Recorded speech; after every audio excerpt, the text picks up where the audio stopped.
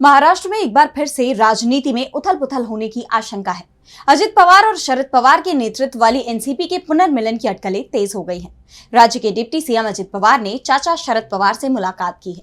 इस मुलाकात के बाद कयास है कि दोनों ही पार्टियों का विलय हो जाएगा।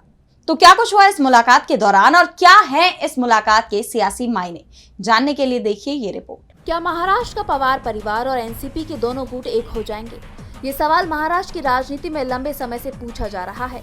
अब अजित पवार और शरद पवार की गुट की एकता के कयास फिर से तेज हो गए हैं। दावे किए जा रहे हैं कि चाचा भतीजा एक बार फिर साथ आ सकते हैं और अब इन दावों को हवा मिल गई है जब राज्य के डिप्टी सीएम अजित पवार ने चाचा शरद पवार से मुलाकात की है, जिसके बाद से एनसीपी के मिलन की चर्चा और तेज हो गई है। पुणे के साखर संकुल में शरद और अजित पवार की मुलाकात हुई। इस दौरान खास बात ये रही कि ये मुलाकात एनसीपी प्रदेश अध्यक्ष जयंत पाटिल के आवास पर बंद कमरे में हुई थी। ऐसे में जब बैठक खत्म होने के बाद अजित पवार वहां से जा रहे थे तो उस दौरान मीडिया से बातचीत में अजित पवार से विलय को लेकर सवाल पूछा गया, लेकिन डिप्टी सीएम ने इस मामले में कुछ भी बोलने से इनकार कर दिया।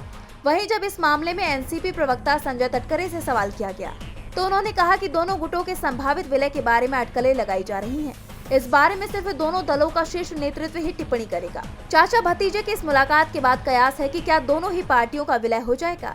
हाल ही में एनसीपी के मिलन को लेकर शरद पवार ने कहा था कि उनकी बेटी सुप्रिया सुले पार्टी विधायकों और सांसदों के साथ चर्चा करने के बाद फैसला लेंगी, जिसके बाद से ही इस बात को लेकर चर्चा जोरों पर है।